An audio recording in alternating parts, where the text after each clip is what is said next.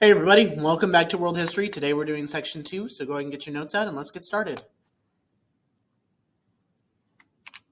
So, a little bit more on the United States, just so you can kind of understand where things are at this point in history. During the Cold War, the U.S. is going to play a role in helping other nations rebuild. And especially during the 50s and 60s, America is going to experience boom times and brief or mild recessions in the economy.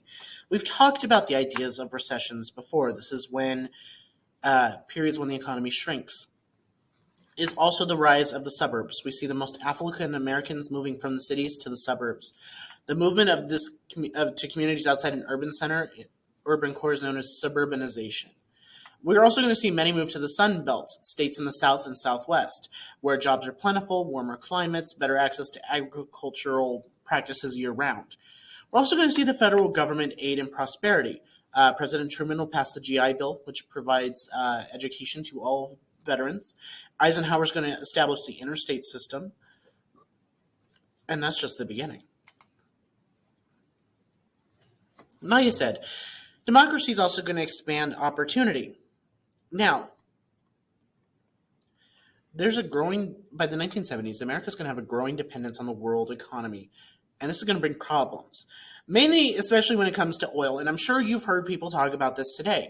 High oil prices brought on a recession, and even led to a political crisis in the Middle East, which decreased oil exports, which caused oil prices to soar worldwide. We've seen this happen a couple times in recent years. This is partially known as the energy crisis. U.S. citizens are going to have to wait in line for scarce, expensive gasoline. Now, I will point out, for the record, in the 1970s, what I am saying by definition of expensive gasoline is like 85 cents a gallon. Not today, where we're talking like $3.30 a gallon. I'm talking 80 cents. I don't know about you guys, but I'd much rather be back in the 70s to pay those gas prices. Many became aware of the dependence on imported oil. And after World War II, minorities are going to are going to win. The U.S. Supreme Court is going to strike down school segregation with the case of Brown v. Board of Education, desegregating schools across the South, and many other momentous things that make up the civil rights movement. Groups are going to face legal segregation or forced separation and discrimination when it comes to education and housing, but we're going to see some changes over this era. Truman's going to desegregate the military, and like I said, Brown v. Board of Education will desegregate the schools. This is also the time of Dr. Martin Luther King Jr., leading a civil rights movement that used boycotts and peaceful marches. We're also going to have women fight for equality from the 60s and 70s that fought gender-based discrimination. And the government's role in the people's lives is actually going to grow. Programs for the poor and disadvantaged are going to expand, mainly by Democratic presidents like Kennedy and Johnson. And Republicans are going to respond, especially when we get to the 80s and Ronald Reagan. There's going to be a call for cutbacks in taxes and government spending. There's also going to be dealing with the high deficit and deeper cuts in social and economic programs, mainly things like education, welfare, and environmental protection. Again, that whole idea of where the government should be involving their money and they're exuding their influence. But at the same time, Western Europe's going to continue to rebuild. Decline of communism, German voters approved the reunification of Germany. Now, with this, West Germany is going to get a little bit of an economic miracle. All Germans are then going to benefit from the former West Germany's booming economy. And the U.S. is going to rush aid to West Germany through the Marshall Plan. We talked about that last chapter. The goal was to rebuild economies of war-shattered Europe, and especially for Britain and other European colonies that struggled with rebuilding. It's why so many colonies that had been under control of the British or the French gained their independence after World War II, because the British and French had their own issues to deal with. They couldn't also be helping all these colonies rebuild as well.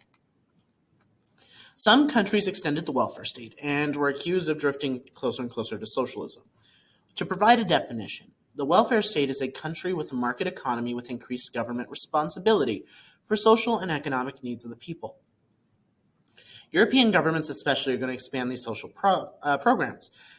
But the welfare state is going to bring high taxes and greater government regulation on private enterprise.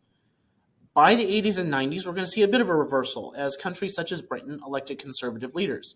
We're going to denounce the welfare state. One of the great examples is British Prime Minister Margaret Thatcher, who, when you clicked on this video, it's her picture that is the thumbnail for this video. She's led Britain on one of the biggest tax cuts during the 20th century. To essentially help write the budget and get Britain back on its feet. At the same time, we also have to talk about Japan. After World War II, Japan had become a parliamentary democracy with an education system to all people and equality for women. There was also a land reform program, and U.S. money was used to rebuild Japan's cities and economies. They're also going to build modern factories and begin to export goods as the GDP climbs. This is the gross domestic product. This is the total value of all goods and services produced in a nation within a particular year. They're also going to impose tariffs on these imports. With Japan spending little money on their own military, they invested more of it into their economy. It's why Japan's economy grew as fast as it did. All right, that is it for your notes for today. There is no new assignment, so I will see you all next time. Thanks for watching. Bye, everybody.